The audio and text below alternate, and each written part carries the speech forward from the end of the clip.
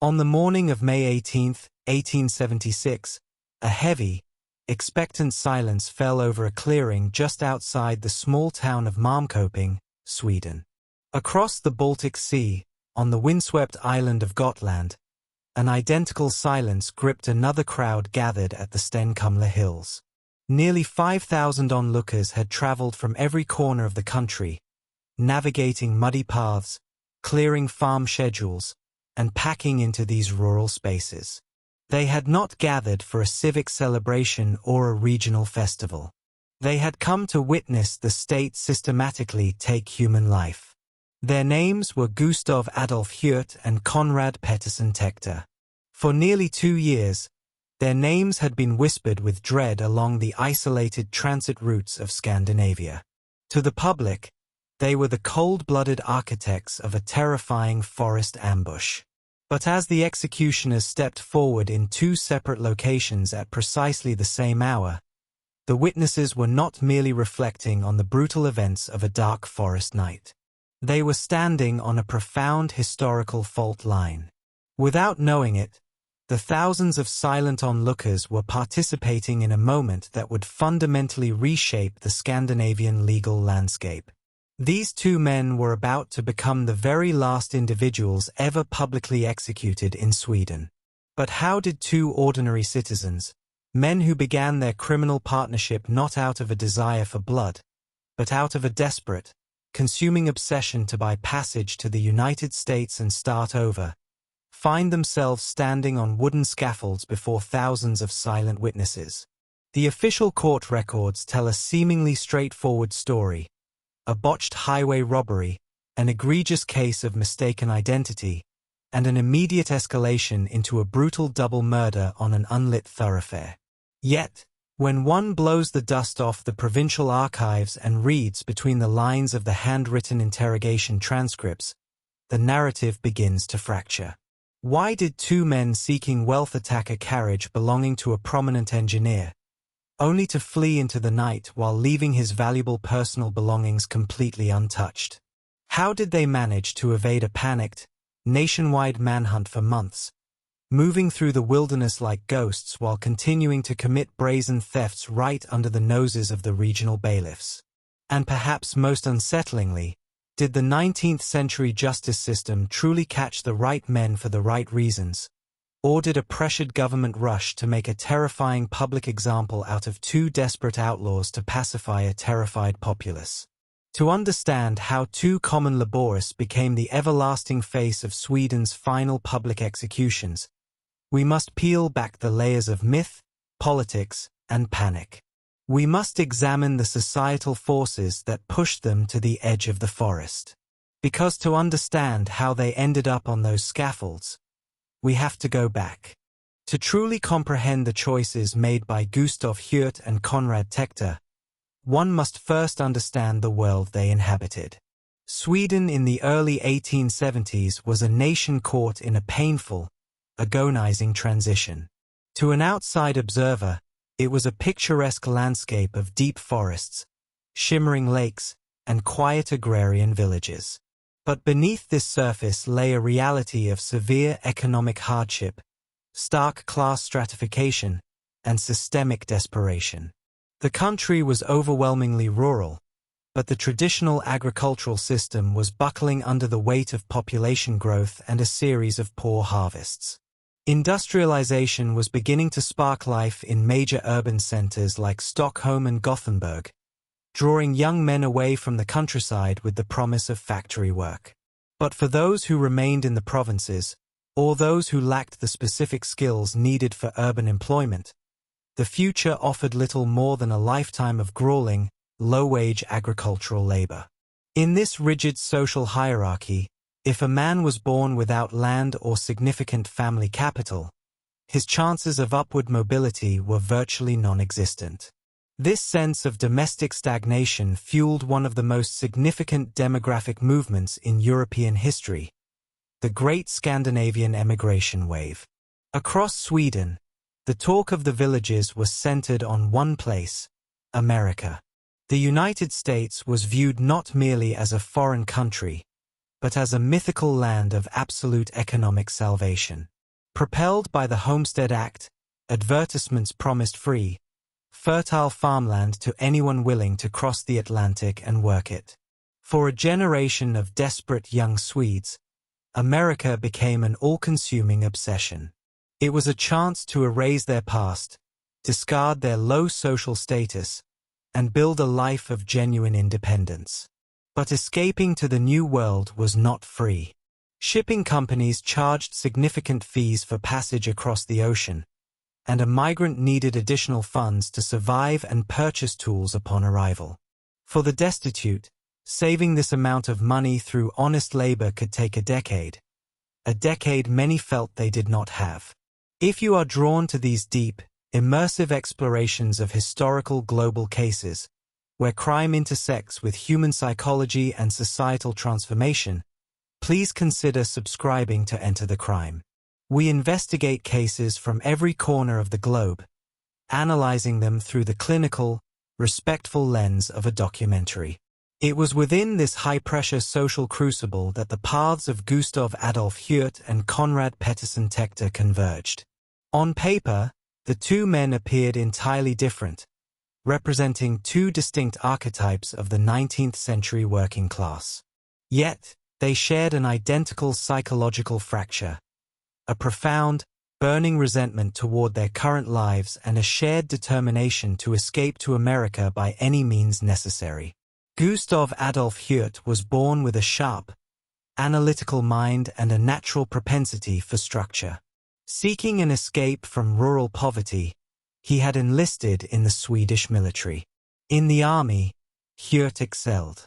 He was trained in strict discipline, tactical navigation, and the precise maintenance and deployment of firearms.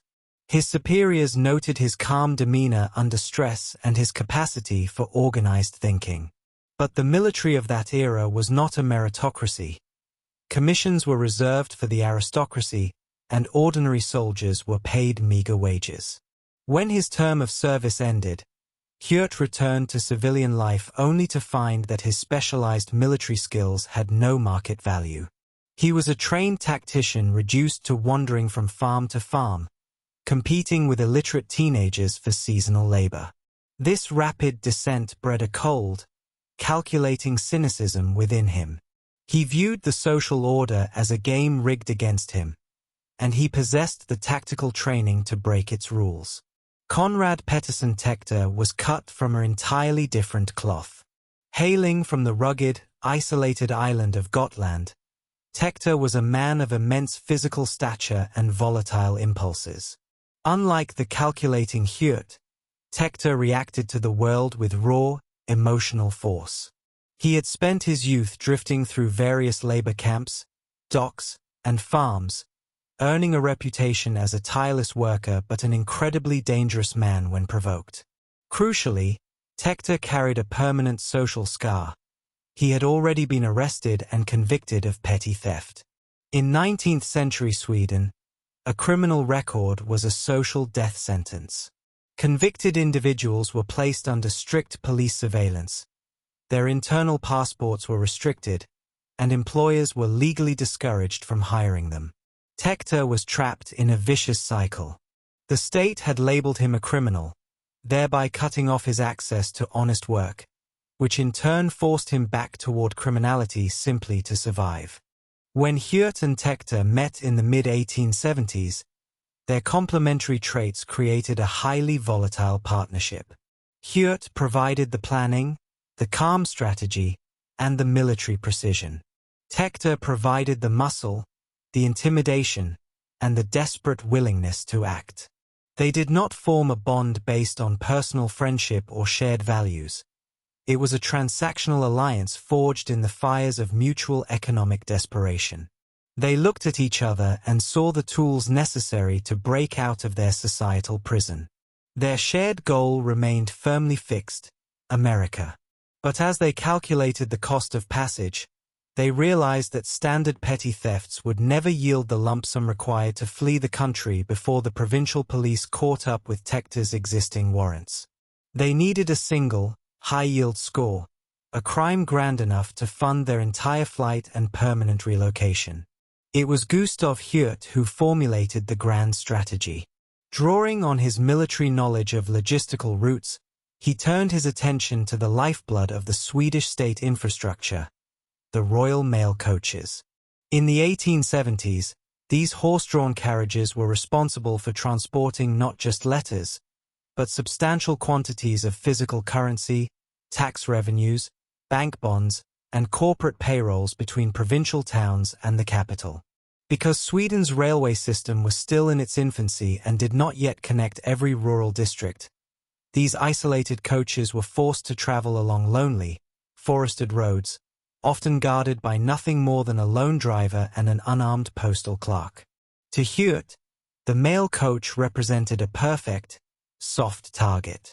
It was a government asset, which fit his ideological rationalization that he wasn't stealing from poor individuals, but from an abstract, wealthy state that had abandoned him.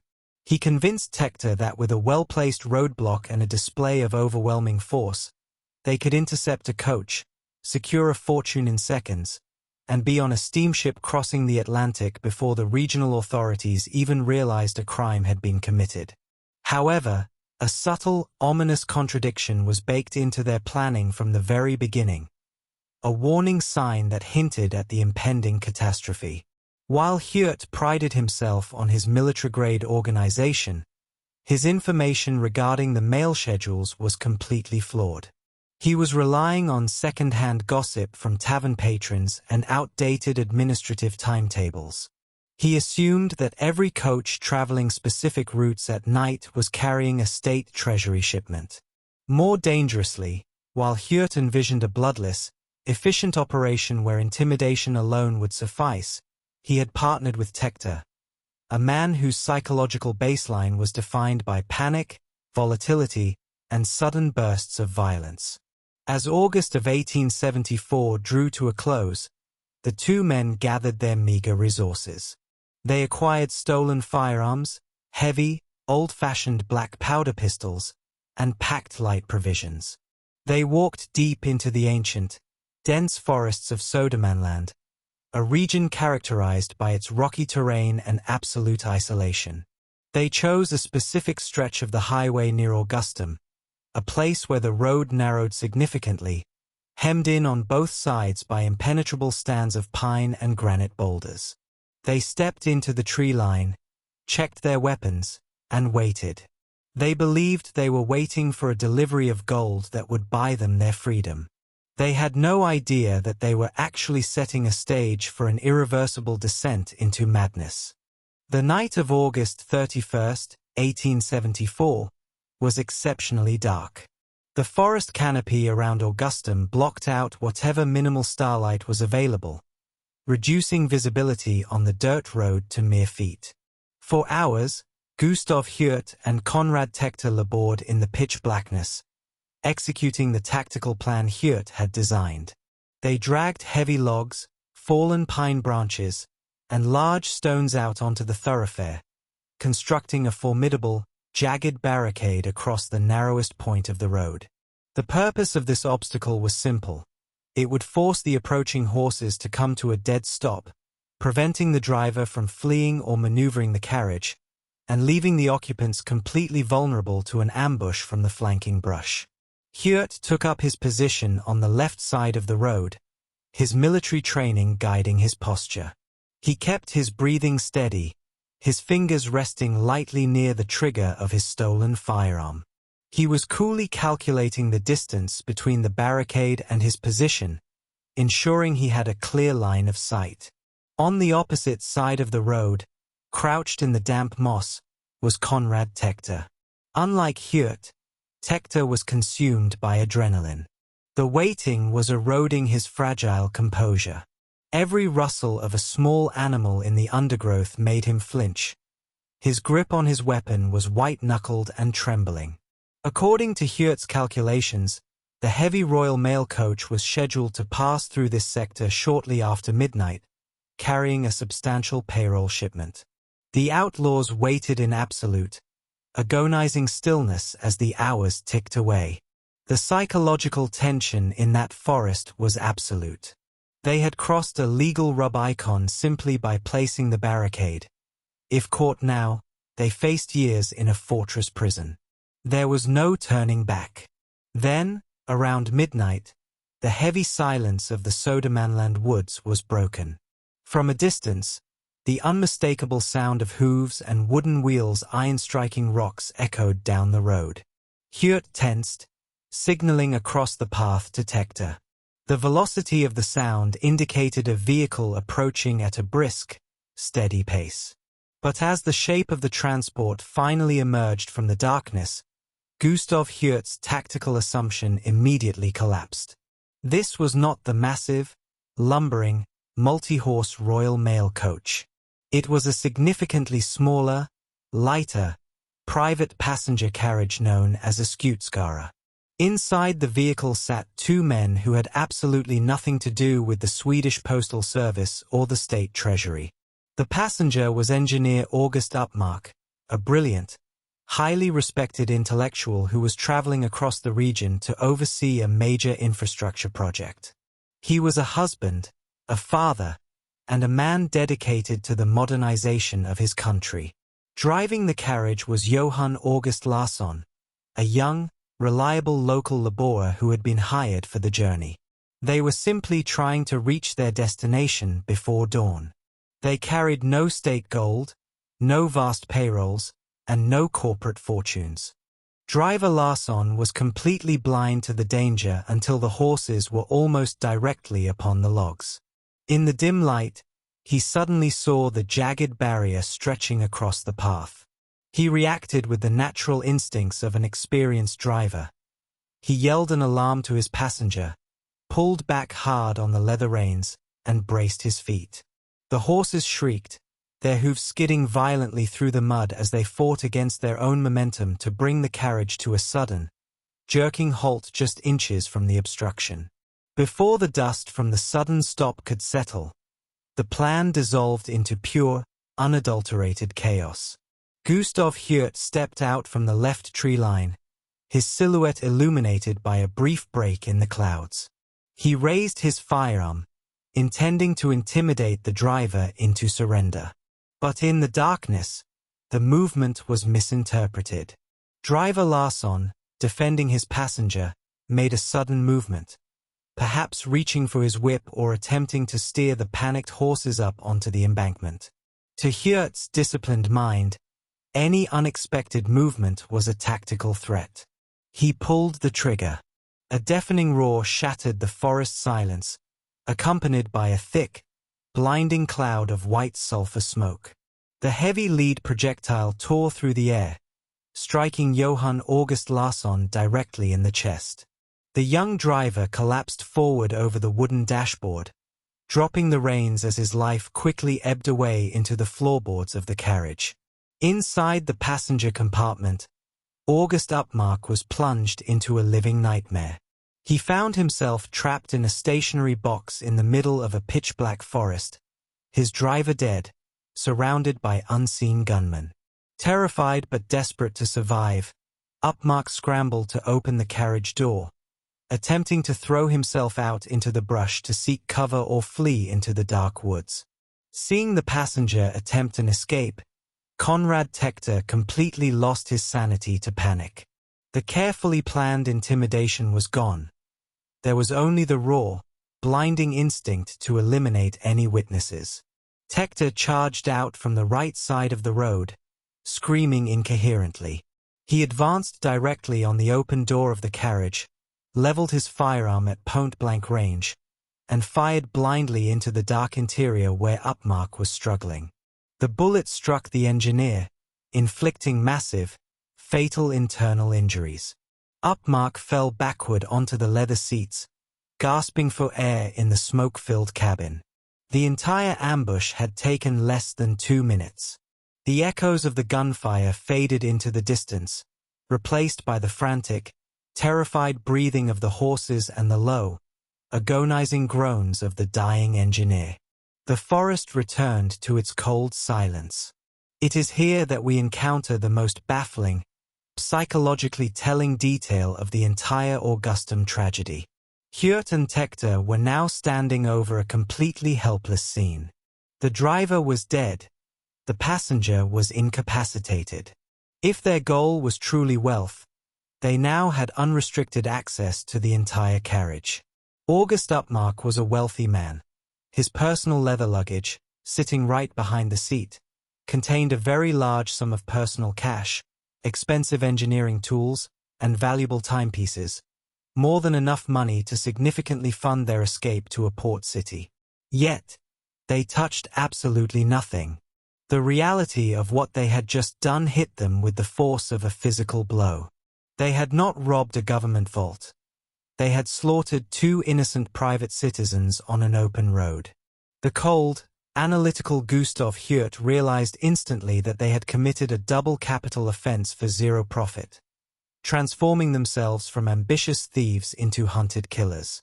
Konrad Tector was hyperventilating, overwhelmed by the physical reality of the violence he had just unleashed. Panicked, terrified of the impending dawn, and blinded by the realization of their catastrophic failure, the two outlaws turned away from the carriage. They did not open a single bag. They did not search Upmark's pockets. They simply turned and ran blindly back into the deep, black safety of the Södermanland wilderness, leaving the horse, the carriage, and the victims behind in the mud. And that is when the real nightmare began.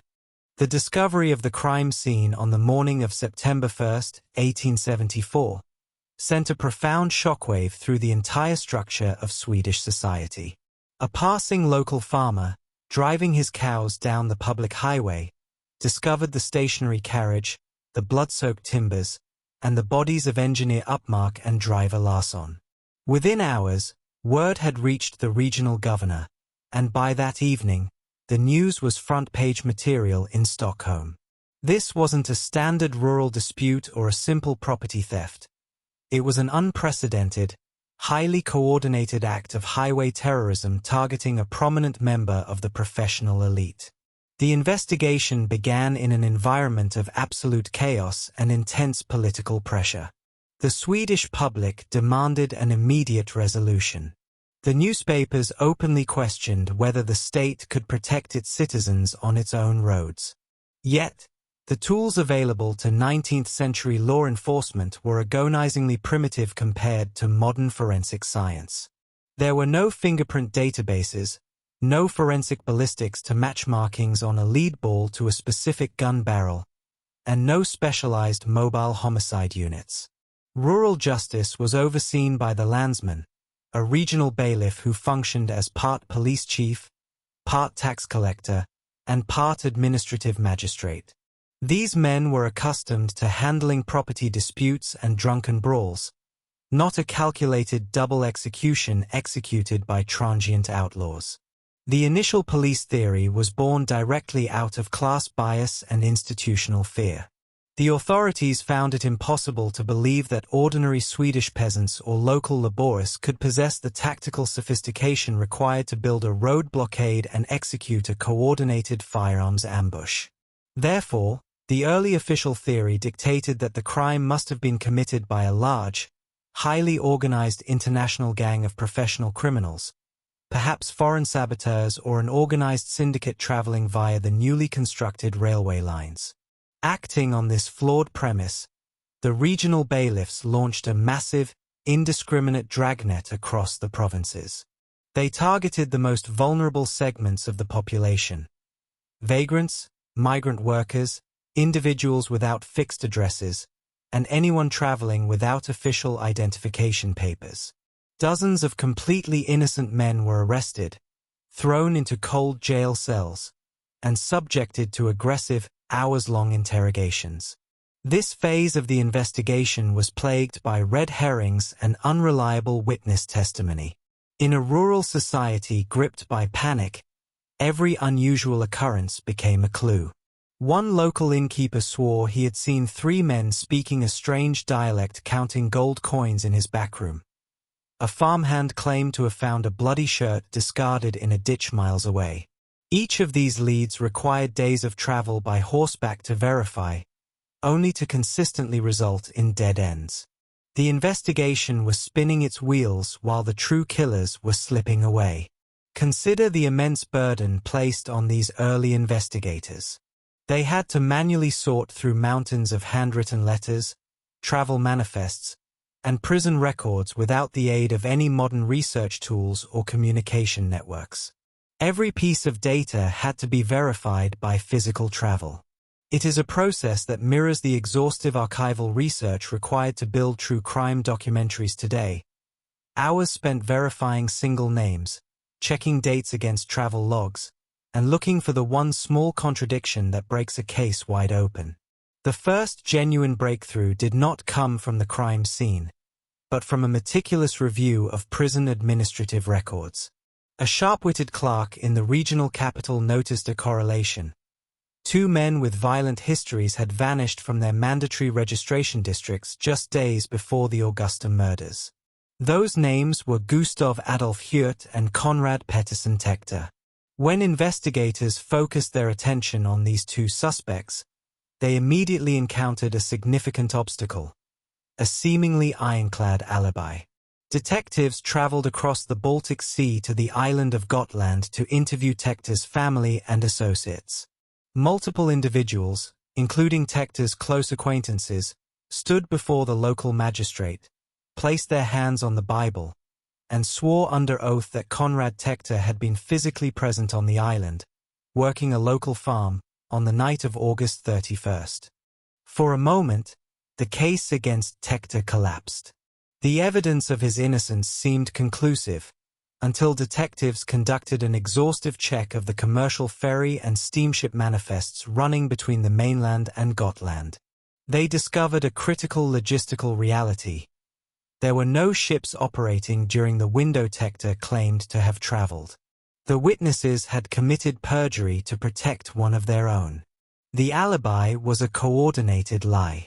Despite this breakthrough, capturing the 2 men proved to be an extraordinary challenge. Hjert and Tector were not hiding in the cities. They had retreated into the vast, trackless wilderness of central Sweden. Moving only at night, sleeping in abandoned logging cabins, and relying on Hjert's military survival training, they effectively became ghosts. They moved between provinces with ease, completely evading the regional bailiffs who had no centralized system to share information across provincial borders. As weeks turned into months, the public outcry reached a fever pitch. The king himself, Oscar II, was briefed on the failure to secure an arrest. In a desperate bid to force a resolution, the government took the highly unusual step of authorizing a massive financial reward for the capture of the outlaws, an amount equivalent to several years of a laborious salary. This injection of capital into the investigation triggered a wave of dangerous public hysteria. The psychological climate of the country shifted from fear to greed. Neighbors began denouncing neighbors to collect the reward. Local authorities were inundated with false accusations fueled by petty personal grudges. Then came the second major narrative reversal. In late October, the police in Stockholm announced the arrest of a man who matched Gustav Hjert's physical build perfectly. More compellingly, he was apprehended while attempting to sell a black powder pistol of the exact caliber used to kill driver Larsson. The media celebrated. The confession was reported to be imminent. But within 48 hours, the narrative fell apart. Under careful questioning by an examining magistrate, it was revealed that the man was a simple petty thief who had burglarized a home miles from the crime scene weeks after the murders had occurred. He had merely stolen the gun from an innocent homeowner. The real killers were still at large. The final breakthrough did not come from brilliant detective deductions, but from the psychological degradation of the suspects themselves. By November 1874, the reality of living as hunted animals in the freezing Swedish winter had eroded the outlaws' operational discipline. They were starving, exhausted, and running entirely out of ammunition. Realizing they could not survive the winter in the woods, they decided to execute one more high-stakes robbery to secure the funds needed to buy forged passports and board an outbound ship. They targeted a regional bank transport vehicle in a different province, completely misjudging the alertness of the local populace. The community was on high alert. When two armed, ragged men stepped onto the road, the local citizens did not panic. Recognizing them instantly from the widely distributed physical descriptions, a group of local farmers, labourists, and a regional bailiff organized an immediate, aggressive counterattack. They overwhelmed Hjert and Tector, disarming them after a brief, violent struggle in the mud. The two outlaws were stripped of their weapons, bound in heavy, clanking iron chains, and transported under heavy military escort to separate isolation cells in the provincial prison. The long, frustrating manhunt was finally over. But as the heavy oak doors of the interrogation rooms clicked shut, the investigators realized that their challenges were far from finished. They had the men in chains, but they still had to extract the truth of what had occurred on that dark forest road. And now, the entire case would be decided in a single room. With Gustav Hjert and Konrad Tector securely behind bars, the battleground of the investigation shifted from the physical geography of the Swedish forests to the internal landscape of human psychology. Under the Swedish legal system of the 19th century, a physical arrest was only the first step. The law placed an extraordinary emphasis on obtaining a full, detailed confession from the accused. Without a confession, the evidentiary standards required for a capital conviction were incredibly difficult to meet, especially in a case devoid of direct, living eyewitnesses to the act of killing. The examining magistrates adopted a strategy of absolute isolation, separating the two partners to prevent them from aligning their narratives, and systematically exploiting the profound differences in their psychological profiles. Konrad Tector was the first to fracture under the psychological weight of incarceration. Tector was a man of action and physical movement. The claustrophobic confinement of a stone isolation cell was an agonizing torture to his psyche. Furthermore, he was deeply superstitious and highly sensitive to the religious framework of the era. In 19th century Sweden, the state church maintained a powerful influence over the justice system.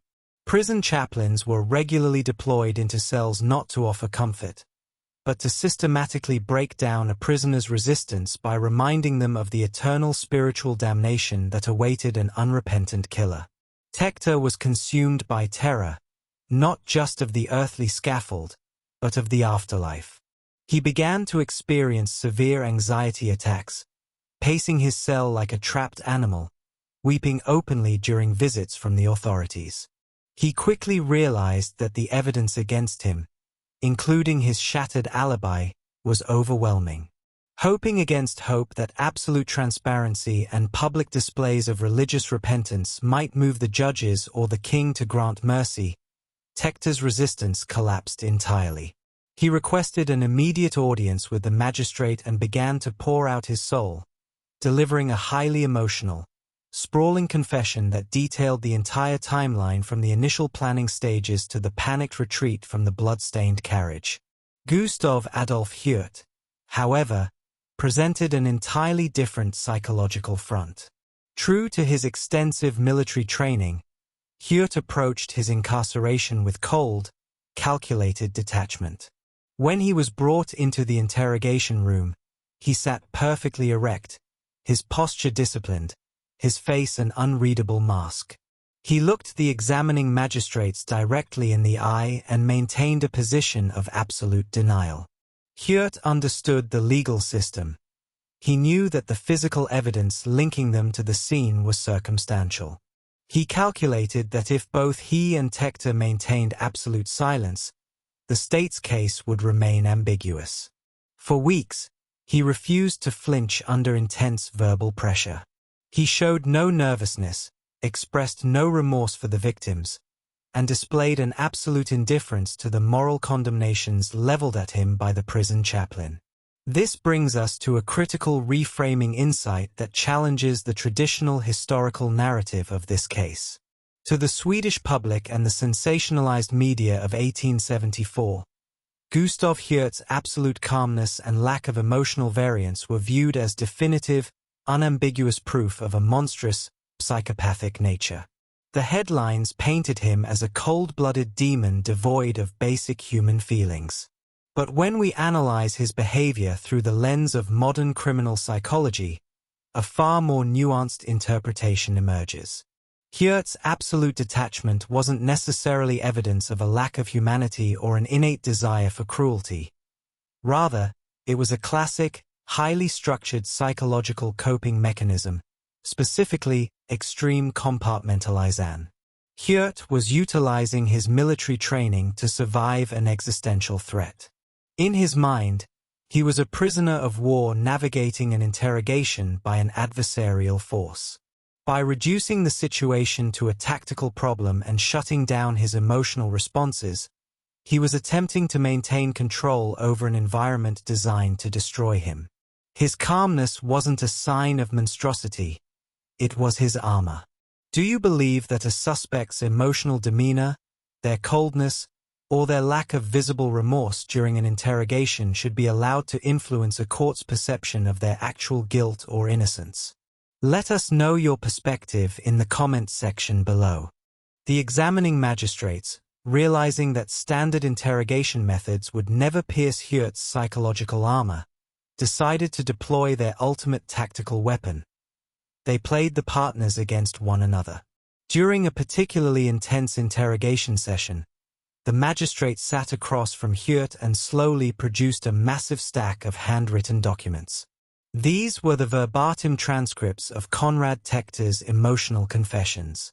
The magistrate began to read aloud, detailing Tector's descriptions of Hjert's leadership, the exact wording of the plans they had formulated in the taverns, and the precise moment Hjert had raised his gun to fire at driver Larsson. For the first time since his arrest, Gustav Hjert's disciplined composure shattered.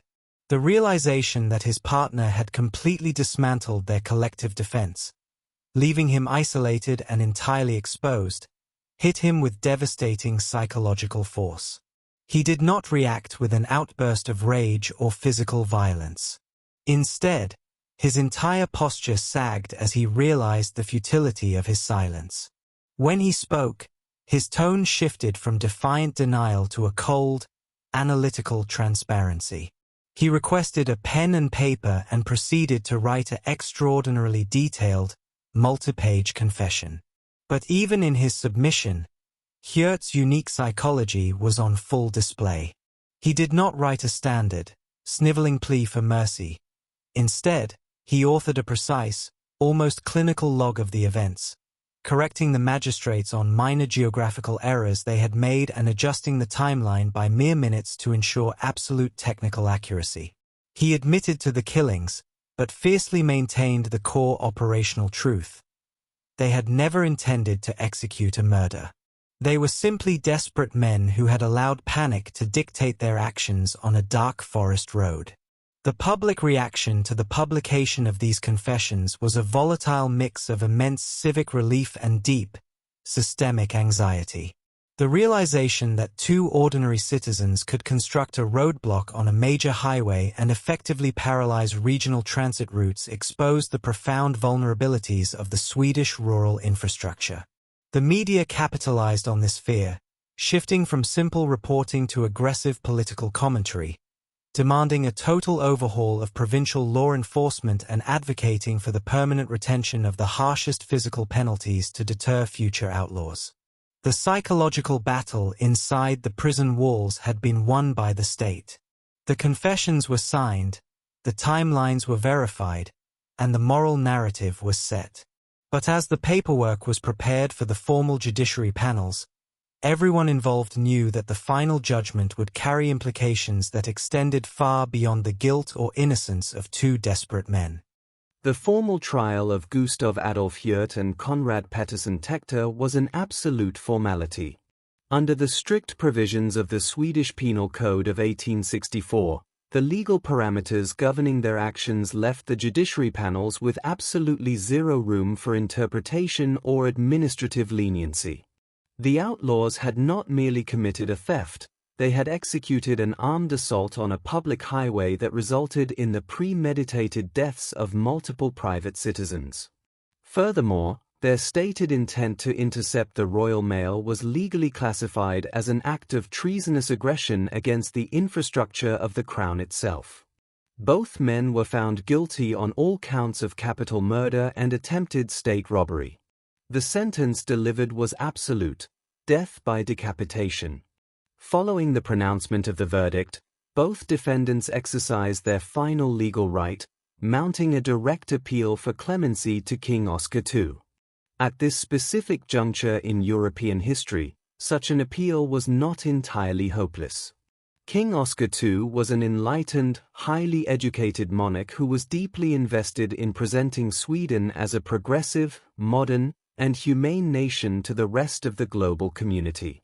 Throughout the early years of his reign, the king had established a consistent pattern of commuting death sentences to life imprisonment with hard labor, moving Sweden toward the gradual, de facto abolition of capital punishment. But the sheer magnitude of the Augustum case broke this pattern of royal leniency. The king found himself caught between his personal philosophical objections to the death penalty and the overwhelming pressure of a panicked public and political establishment. The status of the primary victim, Engineer Upmark, as a prominent member of the nation's intellectual and economic elite, meant that the elite classes demanded absolute retribution. More critically, the attack on the Royal Mail was viewed as a direct challenge to the authority and security of the state itself. The government advised the monarch that if he granted clemency to men who had slaughtered state workers on open transit routes, it would signal absolute weakness and invite widespread lawlessness across the rural provinces. With a heavy heart, King Oscar II signed the execution warrants. An example had to be made to preserve public order. This decision brought the historical narrative back to that cold morning of May 18, 1876. To prevent public riots and minimize the potential for a massive, unified anti-government demonstration, the Ministry of Justice executed a strategy of geographical division. They decreed that the executions would take place simultaneously at precisely 7 a.m., but in two separate regional locations reflecting where the criminals' lives and actions had impacted communities. Gustav Hjert was marched out to the execution square in Malmköping, surrounded by Södermanland guards, while Konrad Tector was escorted to the Stenkumla Hills on his native island of Gotland. The spectacles were witnessed by thousands of silent onlookers who had stood in the morning dew for hours to secure a view. Journalists from major national newspapers stood in the front rows, pencils poised to record the final moments of the notorious outlaws. According to these eyewitness reports, both men met their fates with an extraordinary, quiet dignity that caught the crowds completely off guard. There were no screams of defiance, no dramatic resistance, and no vulgar outbursts. In their final weeks, both Hjert and Tector had engaged deeply with religious texts, and they spent their final moments on earth delivering quiet statements of apology to the gathered witnesses, asking for forgiveness from the families of Engineer Upmark and driver Larsson. The broad axes fell in unison across the country, bringing an immediate, physical end to the lives of Gustav Hjert and Konrad Tector. But instead of reinforcing public order and satisfying the collective desire for justice, the dual executions triggered a profound, entirely unexpected psychological backlash across the entirety of Swedish culture. The journalists present at the scenes did not write triumphant accounts of justice being served.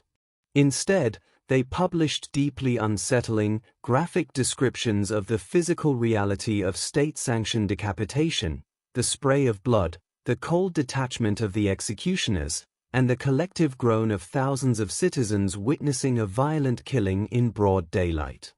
Intellectuals, legal scholars, and ordinary citizens read these accounts and experienced a profound moral awakening.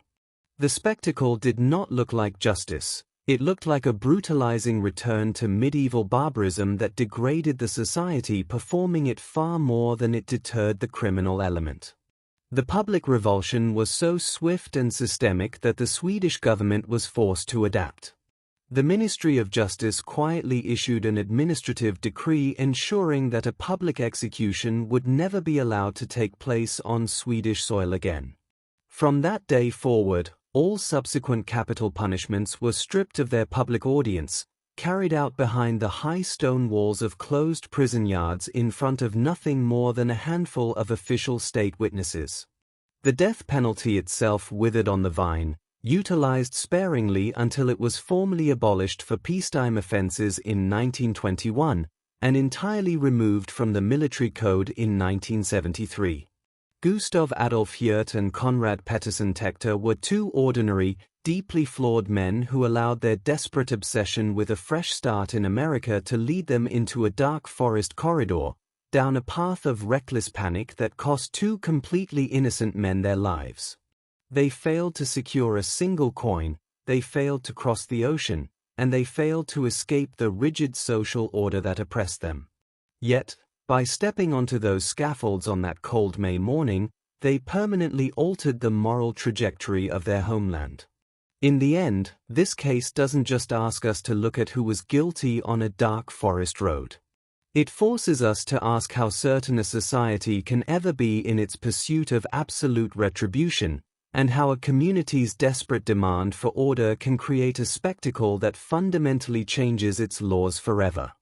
If you value deep, analytical true crime documentaries told from a highly respectful, globally conscious perspective, please hit the subscribe button, enable all notifications, and share your perspective in the comment section below.